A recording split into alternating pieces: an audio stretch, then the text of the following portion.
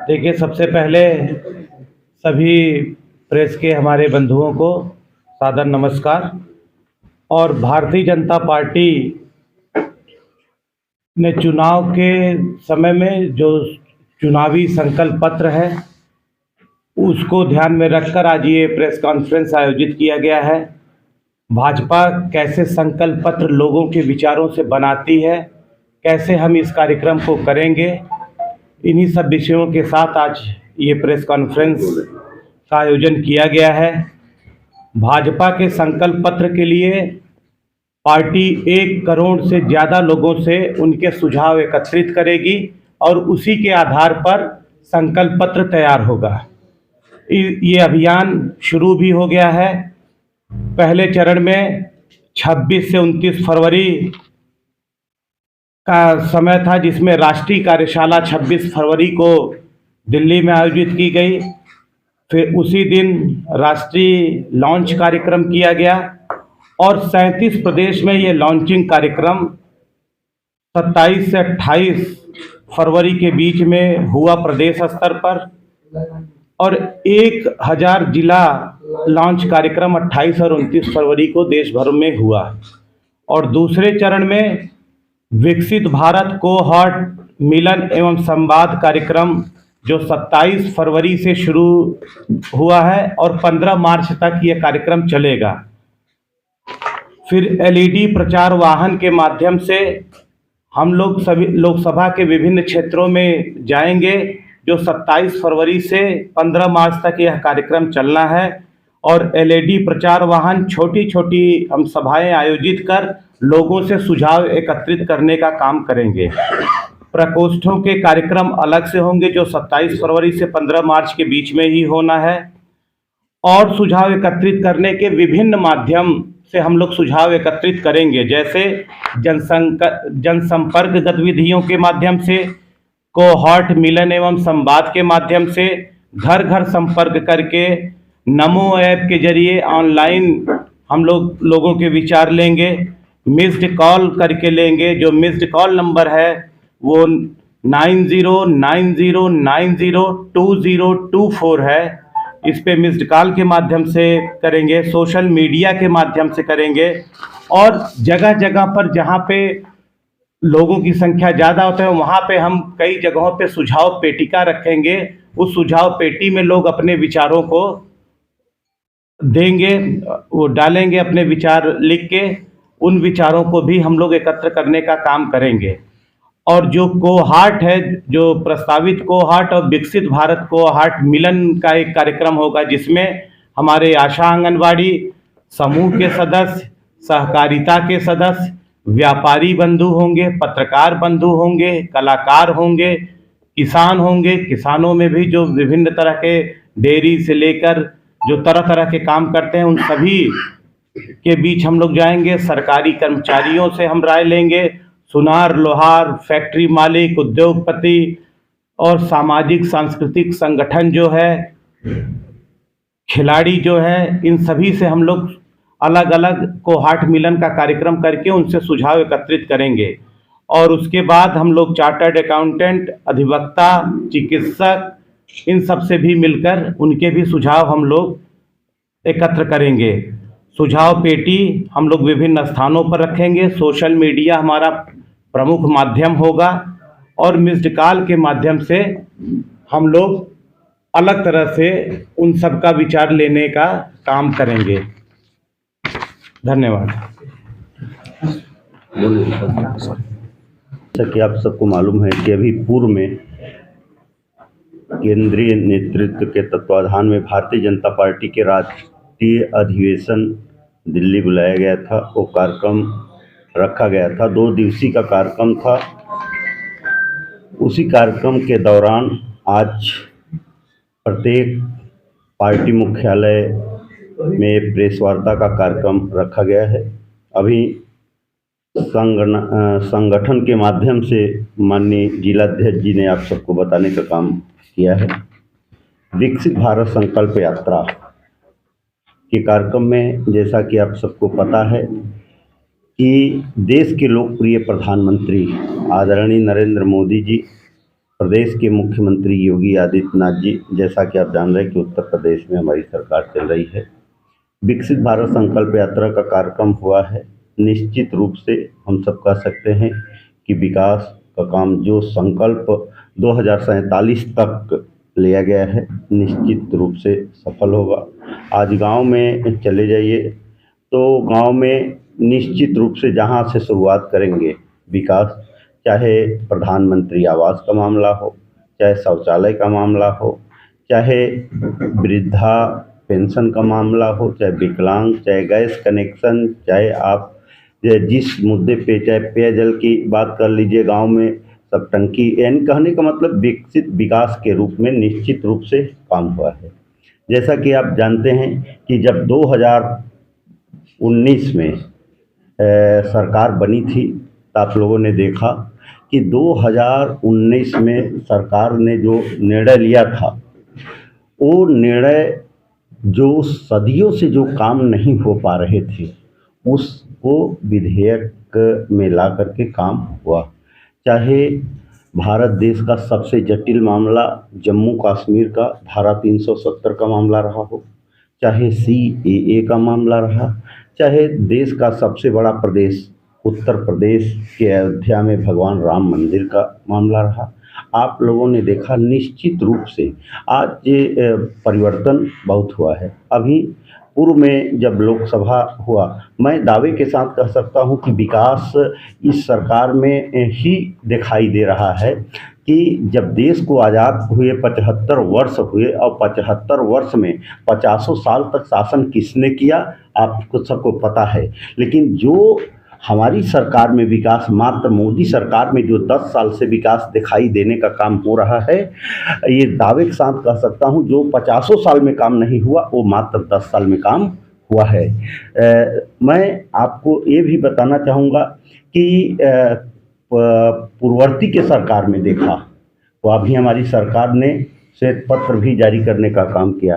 आप देखे हैं पूर्ववर्ती की सरकार में तमाम घोटाला हुआ, चारा घोटाला, कोयला घोटाला, 2G घोटाला, ताबूत घोटाला, तमाम घोटाले दर्जनों 2 दर्जन घोटाले हुए। लेकिन आज तक साथियों यही कारण है कि बहुत लंबा घोटाला हुआ। जब लंबा घोटाला हुआ तब विकास का कार्य कहाँ होगा? विकास का कार्य तो ये भारतीय जनता पार्टी की सरकार में हुआ, जो आप सबके सामने जीता जागता उदाहरण है। साथियों आज आप हमारी सरकार में आप देखने का काम किया, ये पूर्ववर्ती सरकार तो सम्मान भी करने नहीं जानती, लेकिन आज हमारी सरकार के, हमारे देश के लोकप्रिय प्रधानमंत्री आदरणीय नरेंद्र मोदी जी ने, आप लोगों ने देखा कि भारत रत्न हमारे देश के पूर्व प्रधानमंत्री माननीय अटल बिहारी वाजपेयी जी को भारत रत्न देने का काम किया, चौधरी चरण सिंह को देने का काम किया, पूर्व मुख्यमंत्री कर्पूरी ठाकुर को देने का काम किया, पूर्व प्रधानमंत्री PV नरसिम्हा राव को देने का काम किया और तमाम लोगों को देने का काम किया। साथियों तो निश्चित रूप से हम ये कह सकते हैं कि ये विकसित भारत संकल्प यात्रा का जो हमारा उद्देश्य है, निश्चित रूप से हम सफल होंगे। बाकी माननीय विधायक जी, धन्यवाद।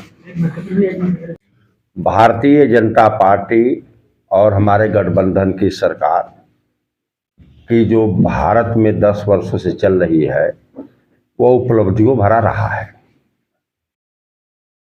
प्रभु श्री राम के मंदिर का निर्माण, उसमें प्रतिमा की स्थापना करना, 2-2 और 2.5 3 लाख लोगों का रोज दर्शन होना, 3 तलाक का कानून बनाना, 370 35 ये हटाना, GST को लागू करना, नागरिकता संशोधन कानून लाना, नया संसद भवन बना करके इतिहास में भारत का नाम और गौरव बढ़ाना, और जो अंग्रेजों का गुलामी का प्रतीक था उसको खत्म करना, संसद भवन में संथोल की स्थापना करना, नारी शक्ति बंधन अधिनियम के अंतर्गत माँ बहनों को लोकसभा विधानसभाओं में आरक्षण उनके लिए लागू करना, भारतीय न्याय संहिता लागू करना, भारत चंद्रमा के दक्षिणी ध्रुव पर पहुंचकर दुनिया में अपना नाम स्थापित किया है। वैज्ञानिकों को हम लोगों के तरफ से उनको धन्यवाद है, उनका आभार है। स्वच्छ भारत अभियान चलाना, बेटी बचाओ बेटी पढ़ाओ, जो अंतर आया था इस देश में कि पुरुषों की संख्या ज़्यादा होती जा रही थी और बच्चियों की संख्या कम होती जा रही थी, इसका अभियान हरियाणा से चलाया गया। हरियाणा प्रदेश में दोनों में असमानता आई थी, उसको समानता लाने का प्रयास किया गया है।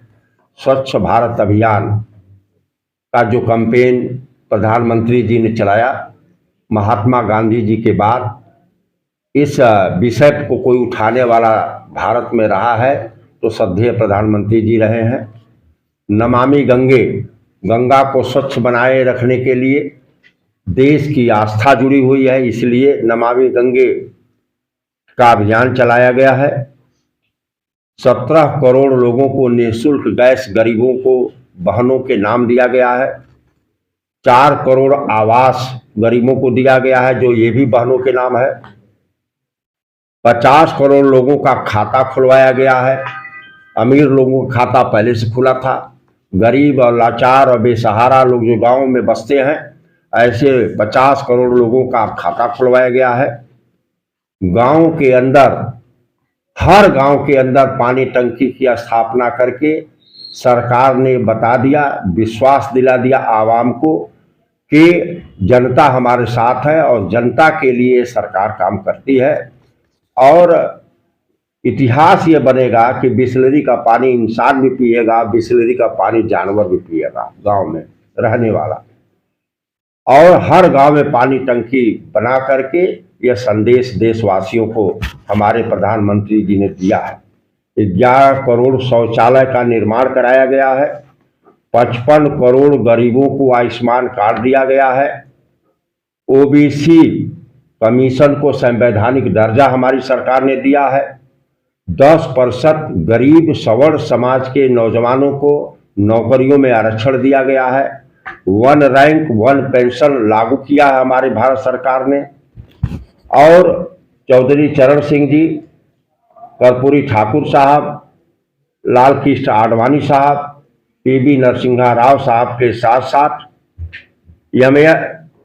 एम.एस. स्वामीनाथन जो कृषि वैज्ञानिक थे, उनको भी भारत रत्न की उपाधि दे करके ये प्रमाणित किया है कि भारतीय जनता पार्टी की सरकार और उनकी इसकी कैबिनेट जो है जात से ऊपर उठ करके, पार्टी से ऊपर उठ करके सभी लोगों को ध्यान में रख करके जो है भारत रत्न का दर्जा दिया गया है, जो अब तक की सरकारों ने ऐसा नहीं किया था। साथियों, हर गांव में पंचायत भवन बनाना, आंगनबाड़ी केंद्र बनाना, पंचायत सहायिका नियुक्त करना, प्राथमिक विद्यालयों का आमूलचूल परिवर्तन करना, हर छोटी छोटी समस्याओं को लेकर के सरकार ने उसका निराकरण करना और यह विश्वास पैदा करना कि आने वाले जो है 2047 तक हम विकासशील भारत को विकसित भारत बनाने का काम करेंगे और 10 साल के अंदर भारत की दुनिया में 5वें नंबर की आर्थिक स्थिति हुई है। आने वाला समाज से हम कहना चाहते हैं, आने वाले वक्त में हमारा समाज श्रद्धेय प्रधानमंत्री जी का साथ देगा।